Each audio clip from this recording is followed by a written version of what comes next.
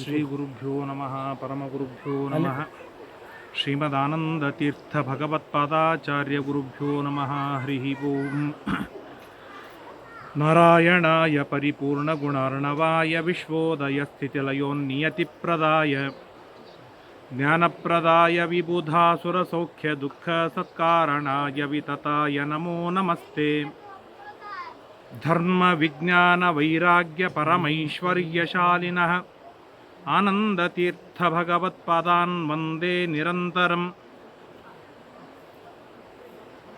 ಜ್ಞಾನೇ ವಿರಾಗೇ ಹರಿಭಕ್ತಿಭಾವೇ ಧೃತಿಸ್ಥಿತಿಪ್ರಾಣಬಲೇಷು ಯೋಗೇ ಬುದ್ಧೌ ಚ ನಾನ್ಯೋ ಹನುಮತ್ಸಮಾನಃ ಪುಮಾನ್ ಕದಾಚಿತ್ ಕ್ವಚ ಕಶ್ಚನೈವ ಯಸ್ಯ ವಾಕ್ಕಾಮಧೇನುರ್ನಃ ಕಾಮಿತಾರ್ಥಾನ್ ಪ್ರಯಚ್ಛತಿ ಸೇವೆ ತಂ ಜಯ ಯೋಗೀಂದ್ರಂ ಕಾಮಬಾಣಚ್ಛಿದಂ ಸದಾ ಮನ್ಮನೋಭೀಷ್ಟವರದಂ ಸರ್ವಾಭೀಷ್ಟಫಲಪ್ರದಂ ಪುರಂದರ ಗುರುಂ ವಂದೇ ದಾಸಶ್ರೇಷ್ಠಂ ದಯಾನಿಧಿಂ ವಿದ್ಯಾಪೀಠವಿಧಾತಾರಂ ವಿದ್ಯಾವಾರಿಧಿಚಂದಿರಂ ವಿದ್ಯಾರ್ಥಿವತ್ಸಲಂ ವಂದೇ ಮಹಾಮಹಿಮಸದ್ಗುರುಂ ಆಪಾದಮೌಲಿಪರ್ಯಂತಂ ಗುರುಣಾಮಾಕೃತಿಂ ಸ್ಮರೇತ್ತೇನ ವಿಘ್ನಾಃ ಪ್ರಣಶ್ಯಂತಿ ಸಿದ್ಧ್ಯಂತಿ ಚ ಮನೋರಥಾಃ. ಶ್ರೀ ಗುರುಭ್ಯೋ ನಮಃ.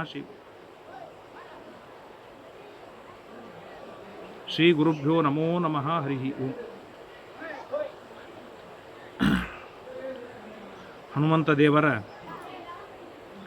ವಾಸಸ್ಥಾನ ಜನ್ಮಸ್ಥಾನವಾದ ಕಿಷ್ಕಿಂಧ ಪರ್ವತ. ಆ ಪರ್ವತದಲ್ಲಿ ಯಂತ್ರೋದ್ಧಾರಕರ ಮುಖ್ಯಪ್ರಾಣದೇವರ ದಿವ್ಯ ಸನ್ನಿಧಾನ, ಪುರಂದರದಾಸರ ಮಂಟಪ, ಪುರಂದರದಾಸರ ಸನ್ನಿಧಾನ, ನರಹರಿ ತೀರ್ಥರ ವಿಶಿಷ್ಟವಾದ ಸನ್ನಿಧಾನ. ಈ ವಿಶೇಷವಾದ ಶುಭ ಅವಸರದಲ್ಲಿ ಇವತ್ತಿನ ದಿನ ಭೀಮಸೇನ ದೇವರ ಅವತಾರ ಭೀಮ ಜಯಂತಿ.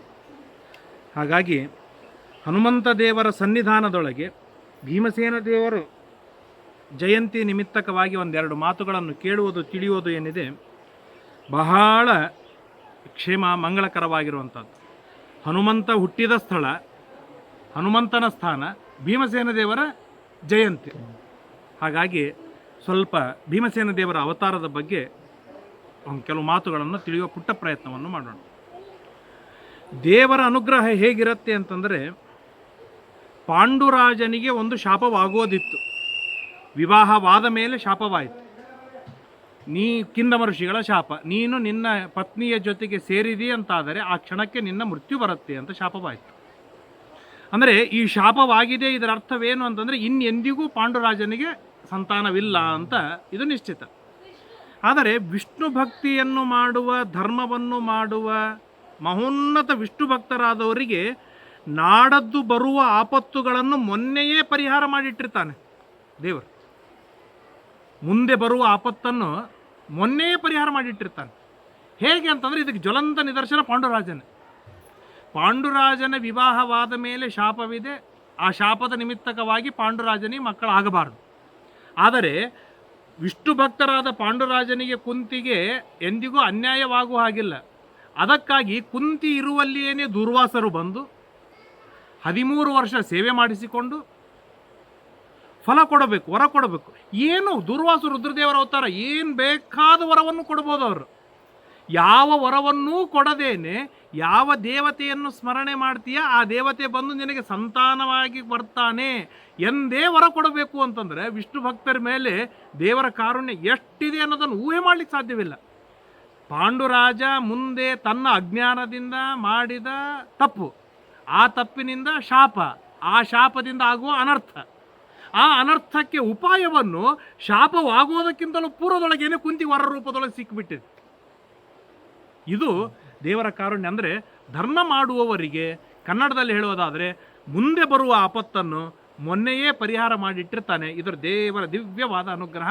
ಆ ನಿಟ್ಟಿನಲ್ಲಿ ಪಾಂಡುರಾಜ ಮೊಟ್ಟ ಮೊದಲಿಗೆ ಧರ್ಮದಿಂದ ಜಗತ್ತು ಉಳಿಯತ್ತಿ ಅಂತ ವಿಚಾರವನ್ನು ಮಾಡಿದ ಪಾಂಡುರಾಜ ಯಮಧರ್ಮರಾಜನಿಂದ ಯುಧಿಷ್ಠಿರ ಧರ್ಮರಾಜನನ್ನು ಮಗನನ್ನಾಗಿ ಪಡೆದ ಮೇಲೆ ಧರ್ಮ ಉಳಿಬೇಕು ಅಂತಂದರೆ ನನಗೆ ಧರ್ಮಜ್ಞಾನ ತುಂಬ ಇದೆ, ಬಹಳ ಧರ್ಮಜ್ಞಾನವಿದೆ. ಆದರೆ ಧರ್ಮ ನನ್ನಿಂದ ಮಾಡಲಿಕ್ಕೆ ಆಗುವುದಿಲ್ಲ. ಧರ್ಮ ಮಾಡಬೇಕು ಅಂತ ನನಗೆ ಗೊತ್ತಿದೆ, ಆದರೆ ಧರ್ಮ ಮಾಡಲಿಕ್ಕೆ ಆಗುವುದಿಲ್ಲ. ಯಾಕೆ? ಎಷ್ಟು ಧರ್ಮಗಳಿವೆ, ಧರ್ಮದ ಜ್ಞಾನವಿಲ್ಲ. ಆ ಎಲ್ಲ ಧರ್ಮಗಳನ್ನು ಮಾಡುವುದಕ್ಕೆ ದೇಹ ಬಲವಿಲ್ಲ.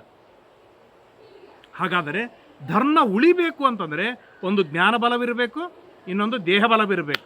ಹಾಗಾಗಿ ಎರಡೂ ಬಲಗಳಲ್ಲೂ ಬಲಿಷ್ಠರಾದವರು ಯಾರು ಅಂತ ವಿಚಾರವನ್ನು ಮಾಡಿದಾಗ ಧರ್ಮರಾಜ ವಿಚಾರ ಮಾಡಿದ ದೇವರನ್ನೇ ಮಗನನ್ನಾಗಿ ಪಡಿಬಹುದಾಗಿತ್ತು.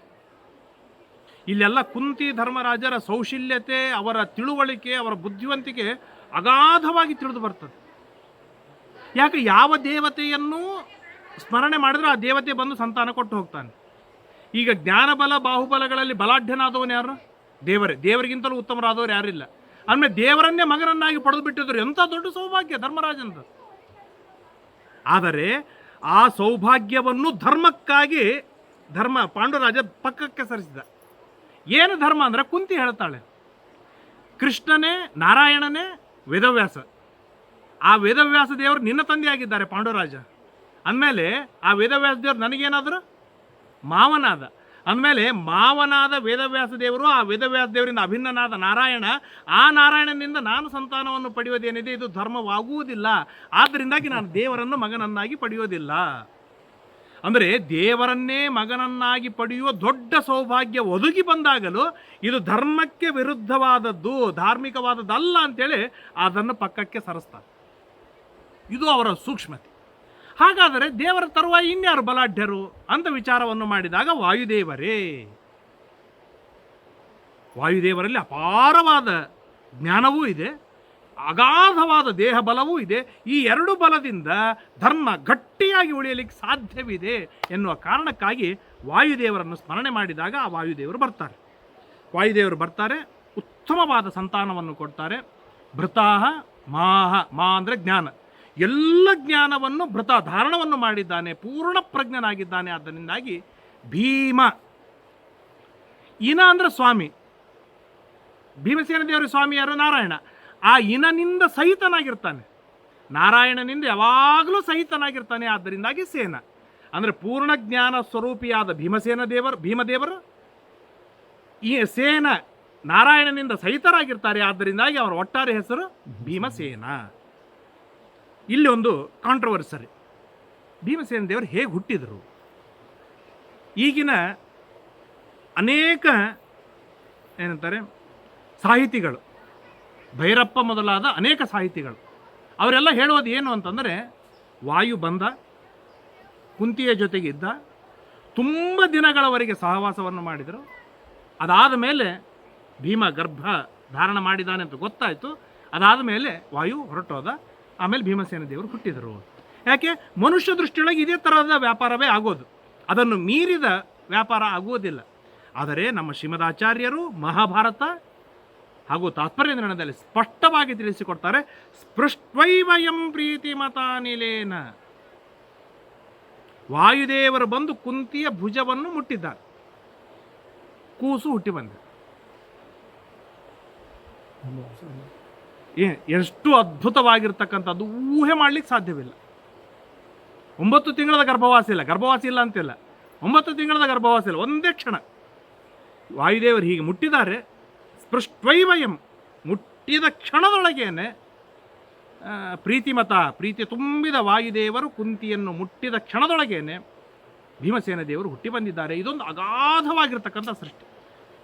ಹಾಗಾದರೆ ಇದು ನಮ್ಗೆ ಯಾಕೆ ನಂಬಿಕೆ ಯಾಕೆ ಬರುವುದಿಲ್ಲ? ಈ ಥರದ ಸೃಷ್ಟಿ ಆಗುತ್ತೇನೋ, ಯಾರಾದರೂ ಮುಟ್ಟುವುದರಿಂದ ಕೂಸುಗಳು ಹುಟ್ಟಿ ಬಂದದ್ದು ಕಾಣುತ್ತೇನೋ ಅಂತಂದರೆ, ದ್ರೋಣಾಚಾರ್ಯ, ಕೃಪಾಚಾರ್ಯ, ಕೃಪಿ, ದೃಪದ, ಸ್ವಯಂ ವೇದವ್ಯಾಸದೇವರು, ಶುಕಾಚಾರ್ಯರು, ಇವೆಲ್ಲರೂ ಕೂಡ ಅತಿ ವಿಚಿತ್ರವಾದ, ನಮ್ಮ ತರಹದ ಉತ್ಪತ್ತಿಗಳೇ ಅಲ್ಲ, ತುಂಬ ವಿಚಿತ್ರವಾದ ಉತ್ಪತ್ತಿಗಳು, ಅತಿಮಾನುಷವಾಗಿರ್ತಕ್ಕಂಥ ಉತ್ಪತ್ತಿಗಳು, ಮನುಷ್ಯರಿಗೆ ಸಂಬಂಧಪಟ್ಟದ್ದು ಅಲ್ಲದೇ ಇರತಕ್ಕಂಥ ವಿಚಿತ್ರವಾದ ಉತ್ಪತ್ತಿ. ಹಾಗೆ ಸ್ಪಷ್ಟವಾಗಿ ಅತ್ಯಂತ ಶುದ್ಧವಾಗಿ ಯಾವ ಗರ್ಭವಾಸದ ದುಃಖವಿಲ್ಲದೇನೆ, ಶುಕ್ತ ಶೋಣಿತಗಳ ಸಂಪರ್ಕವಿಲ್ಲದೇನೆ ಹುಟ್ಟಿ ಬಂದಿರತಕ್ಕಂಥ ಸ್ವಾಮಿ ನಮ್ಮ ಭೀಮಸೇನ ದೇವರು. ಆ ಭೀಮಸೇನ ದೇವರನ್ನು ಕುಂತಿ ತನ್ನ ತೊಡೆ ಮೇಲೆ ಕುಡಿಸ್ಕೊಂಡಿರ್ತಾಳೆ. ಸಿಂಹ ಗರ್ಜನೆ ಮಾಡುತ್ತೆ. ಸಿಂಹ ಗರ್ಜನೆ ಮಾಡಿದರೆ ಗಾಬರಿಯಾಗಿ ಎದ್ದು ಬಿಡ್ತಾಳೆ. ಎದ್ದಾಗ ತೊಡೆ ಮೇಲಿರೋ ಕೂಸು ತೆಳಗೆ ಬೀಳುತ್ತೆ. ತೆಳಗೆ ಬಿದ್ದರೆ ದೊಡ್ಡದಾದ ಪರ್ವತದ ಮೇಲೆ ಬೀಳುತ್ತೆ. ಮೇಲಿರ್ತಾರೆ, ತೆಳಗೆ ಇನ್ನೊಂದು ಪರ್ವತ, ಆ ಪರ್ವತದ ಮೇಲೆ ಬೀಳುತ್ತೆ. ಪರ್ವತದ ಮೇಲೆ ಬಿದ್ದರೆ ಆ ಪರ್ವತ 1000 ಹೋಳಾಗತ್ತೆ ಹೊರತು ಕೂಸಿಗೆ ಏನಾಗುವುದಿಲ್ಲ. ಅವತ್ತಿನಿಂದ ಆ ಪರ್ವತಕ್ಕೆ ಶತಶೃಂಗ ಪರ್ವತ ಎಂಬುದಾಗಿ ನಾಮಕರಣವನ್ನು ಮಾಡ್ತಾರೆ. ಆ ಭೀಮಸೇನ ದೇವರು ಮನೆಗೆ ಬಂದ ಮೇಲೆ, ಅರ್ಥಾತ್ ಹಸ್ತಿನಾವತಿಗೆ ಬಂದ ಮೇಲೆ ವಿಷ ಉಣಿಸ್ತಾರೆ, ವಿಷದಿಂದ ಗೆದ್ದು ಬರ್ತಾರೆ. ಹಾವಿನಿಂದ ಕಚ್ಚಿಸ್ತಾರೆ, ಅದರಿಂದ ಪಾರಾಗಿ ಬರ್ತಾರೆ. ಪ್ರಮಾಣ ಕೋಟಿ ಮಡುವಿನೊಳಗೆ ಬಿಸಾಡ್ತಾರೆ, ಅಲ್ಲಿಂದ ಎದ್ದು ಬರ್ತಾರೆ. ಅರಗಿನ ಮನೆಯೊಳಗಿಟ್ಟು ಸುಟ್ಟಾಕುವ ಪ್ರಯತ್ನ ಮಾಡ್ತಾರೆ, ಅಲ್ಲಿಂದ ಹೊರಗೆ ಬರ್ತಾರೆ.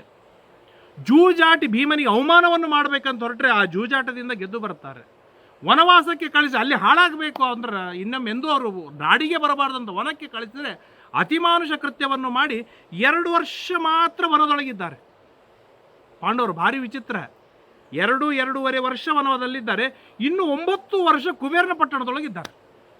ದಿವಿ ದೇವವತ್ ಸುಖಂ, ವೈಭವದಿಂದ ಸುಖವನ್ನು ಅನುಭವಿಸ್ತಾರೆ. ಆ ಭೀಮಸೇನ ದೇವರ ಒಂದು ಗಟ್ಟಿಯಾದ ವಾದ, ಪ್ರಯತ್ನ ಮೇಕ ಮಗ್ರತೋ ನಿಧಾಯ ಭೂತಿ ಮಾಪ್ನುಮಃ. ದೇವರ ಅನುಗ್ರಹ ನಮ್ಮ ಮೇಲೆ ಇದೆ, ನಮ್ಮ ಯೋಗ್ಯತೆ ಒಳ್ಳೆಯದಾಗಿದೆ, ನಾವು ಪ್ರಯತ್ನ ಮಾಡೋದು ಫಲ ಪಡೆಯೋದು ಎರಡೇ ಕೆಲಸ ಅಂತ ಹೇಳಿ ಪ್ರಯತ್ನವಾದವನ್ನು ಗಟ್ಟಿಯಾಗಿ ಸ್ಥಾಪನೆಯನ್ನು ಮಾಡಿದವರು ಭೀಮಸೇನ ದೇವರು. ಧರ್ಮ ಮತ್ತು ಜ್ಞಾನ ಅಂದರೆ ಬಾಹುಬಲ ಜ್ಞಾನಬಲ 2 ಇರೋದ್ರಿಂದ ಧರ್ಮ ಉಳಿಯತ್ತೆ ಅನ್ನೋದಕ್ಕೆ ಒಂದೇ ಒಂದು ನಿದರ್ಶನ ಕೊನೆಗೆ ಆಗತ್ತೆ. ಯುದ್ಧವಾಗಿ ಪಾಂಡವರಿಗೆ ಗೆಲುವಾಗಿರ್ತದೆ. ಎಲ್ಲರೂ ಸಾಯಂಕಾಲ ಹೊತ್ತಿಗೆ ವಿಶ್ರಾಂತಿ ತೆಗೆದುಕೊಳ್ತಾ ಇರ್ತಾರೆ. ಒಬ್ಬ ಬ್ರಾಹ್ಮಣ ಓಡಿ ಬರ್ತಾನೆ ಭೀಮನ ಹತ್ರ. ಅಣ್ಣ ಭೀಮಣ್ಣ, ನಮ್ಮ ಮನೆಯೊಳಗೊಂದು ಉಪನಯನ ಇಟ್ಕೊಂಡೇನಿ, ಮಗಂದು ಸ್ವಲ್ಪ ಏನಾದರೂ ಚೂರು ಹಣ ಕೊಡು ಅಂತ ಬೇಡ್ತಾರೆ. ಭೀಮಸೇನ ದೇವರಂತಾರೆ, ಅಲ್ಲೋ ಧರ್ಮರಾಜ, ಮಹಾದಾನಿಯಾದ ಧರ್ಮರಾಜ ಹಣ ಕೊಡಲಿಕ್ಕೆ ಸಿದ್ಧರಾಗಿ ನಿಂತಾಗ ನನ್ನ ಹತ್ರ ಯಾರೂ ಬರೋದೇ ಇಲ್ಲ, ನೀ ಯಾಕೆ ಬಂದಿ ಯಾಕ ಅಂತ ಕೇಳ್ತಾನೆ. ಆಗ ಆ ಬ್ರಾಹ್ಮಣ ಹೇಳ್ತಾನೆ, ಇಲ್ಲ ನಾಳೆ ಬಾ ಅಂತ ಹೇಳಿದ, ಸಾಯಂಕಾಲ ಹೊತ್ತಾಯಿತು, ನಾಳೆ ಬಾ ಅಂತ ಹೇಳಿದಾನೆ ಅಂತ ಹೇಳಿದಾಗ, ಹೌದಾ ಆಯಿತು ನೀ ನಿಂದ್ರು ಅಂಥೇಳಿ ತಮ್ಮ ಕೈಯಲ್ಲಿ ಹಾಕಿದ ದೊಡ್ಡದಾದ ವಜ್ರ ಖಚಿತವಾದ ಕಡಗ ತೆಗೆದು ಅವ ಬ್ರಾಹ್ಮಣನಿಗೆ ಕೊಟ್ಟು ಕಳಿಸಿಬಿಡ್ತಾರೆ. ನೀನು ಹೋಗು, ನಿನ್ನ ಕಾರ್ಯ ನೀ ಮಾಡಿಕೊ ಅಂತ ಕೊಟ್ಟು ಕಳಿಸ್ಬಿಟ್ಟು ಬ್ರಾಹ್ಮಣ ಖುಷಿಯಾದ, ತಾನು ಹೊರಟು ಬಿಟ್ಟ. ಭೀಮಸೇನ ದೇವರು ಬಂದವರೇ ಈಚೆ ನಗಾರಿ ಬಾರಿಸ್ತಾರೆ, ಜೋರಾದ ನಗಾರಿ ಬಾರಿಸ್ತಾರೆ. ಧರ್ಮರಾಜನಿಗೆ ಆಶ್ಚರ್ಯ, ಎಲ್ಲಿ ಯುದ್ಧ ಆಯಿತು, ಎಲ್ಲಿ ಗೆದ್ದು ಬಂದಿದ್ದಾರೆ, ಇದು ವಿಜಯನಗಾರಿ ಅಂತ ಓಡಿ ಬರ್ತಾನೆ. ಯಾಕೋ ಭೀಮಣ್ಣ ನಗಾರಿ ಬಾರಿಸಿದೆ? ಹೌದು, ದೊಡ್ಡ ಗೆದ್ದು ಬಂದಿದ್ದೀನಿ, ಭಾರಿ ಗೆಲುವಾಗಿದ್ದೀನಿ ನನಗೆ. ಗೆದ್ದು ಯಾರು ಗೆದ್ದು? ನೀನು ಗೆದ್ದು ಬಂದೆ. ನಾನೆಲ್ಲಿ ಗೆದ್ದೀನಿ? ಯುದ್ಧ ಮಾಡೇ ಇಲ್ಲಲ್ಲ, ನಾ ಎಲ್ಲಿ ಗೆದ್ದೀನಿ? ಅಲ್ಲ, ನೀನು ನಾಳೆ ಬಾ ಅಂತ ಬ್ರಾಹ್ಮಣನಿಗೆ ಹೇಳಿದೆಲ್ಲ, ಇದರ ಅರ್ಥ ನಾಳೆ ತನಕ ನೀ ಮೃತ್ಯು ಗೆದ್ದಿ ಅಂತ ಅರ್ಥ. ನೀನು ಅಂದ್ರೆ ಮೃತ್ಯು ಗೆಲ್ಲುವ ನೀನಿದ್ದಾಗ ಇಂಥ ಜೈಬೇಕ ಆಗಬೇಕಲ್ಲ ಅಂತ ಹೇಳಿದಾಗ ಧರ್ಮರಾಜನಿಗೆ ಒಂಥರ ಜುಗುಪ್ಸೆ ಆಗತ್ತೆ. ಛೇ ಹೀಗೆ ನಾನು ಧರ್ಮದ ವಿಷಯದೊಳಗೆ ನಾಳೆಗೆ ಅಂತ ಮುಂದೆ ಹಾಕಬಾರ್ದು, ಯಾಕೆ ನಾಳೆಗೆ ನಾವು ಬದುಕು ಅದನ್ನೋ ಇಲ್ಲೋ ಗೊತ್ತಿಲ್ಲ ಅಂತ ಹೇಳಿ ಆ ಧರ್ಮದೊಳಗೆ ಇನ್ನೂ ಜಾಗೃತನಾಗ್ತಾನೆ ಧರ್ಮರಾಜ. ಅಂದರೆ ಧರ್ಮರಾಜನನ್ನೇ ಧರ್ಮದೊಳಗೆ ಇನ್ನೂ ಜಾಗೃತಿ ಮಾಡಿಸುವಂಥ ದೊಡ್ಡದಾದ ಶಕ್ತಿ ಭೀಮಸೇನ ದೇವರಿಗೆ. ಇದೇ ಭೀಮ ಹನುಮಂತನಾದಾಗ ಸುಗ್ರೀವನಿಂದ ಹೀಗೆ ಧರ್ಮವನ್ನು ಮಾಡಿಸ್ತಾರೆ. ಸೀತಾ ಕಾರ್ಯ, ರಾಮ ಕಾರ್ಯ ನೀನು ಮಾಡದಿದ್ದರೆ ನಿನ್ನ ಕೊಂದು ಹಾಕ್ತೇನೆ ಅಂತ ಹೇಳಿ ಬೆದರಿಸಿ ಧರ್ಮವನ್ನು ಮಾಡಿಸ್ತಾರೆ. ಶ್ರೀಮದ್ ಆಚಾರ್ಯರೂ ಸಹ ನಮ್ಮಿಂದ ಧರ್ಮ ಗ್ರಂಥಗಳನ್ನು ಕೊಟ್ಟು ಧರ್ಮವನ್ನು ಉಳಿಸುವ ಕಾರ್ಯವನ್ನು ಮಾಡಿದ್ದಾರೆ. ಅಂತಹ ಶ್ರೀಮದಾಚಾರ್ಯರ ಅವತಾರರಾದ ಹನುಮಂತ ದೇವರ ಈ ಸನ್ನಿಧಾನದೊಳಗೆ ಭೀಮಸೇನ ದೇವರ ಜನ್ಮದ ವೃತ್ತಾಂತವನ್ನು ಕೇಳಿದ್ದಕ್ಕಾಗಿ ನಮ್ಮೆಲ್ಲರಿಗೂ ಕೂಡ ಹನುಮಂತನಿಂದ ಅಭಿಮನ್ಯಮಾನವಾದ ವಿಶಿಷ್ಟವಾದ ತತ್ವಜ್ಞಾನದ ಸಂತತಿ ನಮ್ಮ ಕುಟುಂಬದೊಳಗೆ ನಿರಂತರವಾಗಿ ಬೆಳೀಲಿ, ಹರಿಯಲಿ. ತತ್ವಜ್ಞಾನಿಗಳೇ ಜನ್ಮಾಂತರಕ್ಕೂ ಬರ್ತಾ ಇರಲಿ, ನಮಗೂ ಕೂಡ ವಿಶಿಷ್ಟವಾದ ತತ್ವಜ್ಞಾನ ಬರಲಿ. ಪುರಂದರದಾಸರ ಮಂಟಪದೊಳಗೆ ಈ ಕಾರ್ಯಕ್ರಮವನ್ನು ಮಾಡಿದ್ದಕ್ಕಾಗಿ ಪುರಂದರದಾಸರು ತಮ್ಮ 30 ವರ್ಷದ ಜೀವನದೊಳಗೆ 5 ಲಕ್ಷ ಹಾಡುಗಳನ್ನು ರಚನೆ ಮಾಡಿದ್ದಾರೆ ಅಂತಂದರೆ ದಿನಕ್ಕೆ 15-20 ಹಾಡುಗಳನ್ನು ರಚನೆ ಮಾಡಬೇಕು.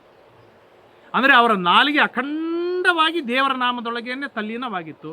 ಆ ತರಹದ ಸೌಭಾಗ್ಯವನ್ನು ಬರಲಿ ಎಂಬುದಾಗಿ ಪ್ರಾರ್ಥನೆಯನ್ನು ಮಾಡ್ತಾ ಇವತ್ತಿನ 4 ಮಾತುಗಳನ್ನು ಮುಕ್ತಾಯ ಮಾಡ್ತೇನೆ. ಶ್ರೀಕೃಷ್ಣಾರ್ಪಣಮಸ್ತು.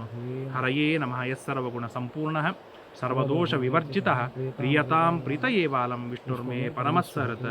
ಹರಯೇ ನಮಃ. ಹರಯೇ ನಮಃ. 1-2 ನಿಮಿಷ.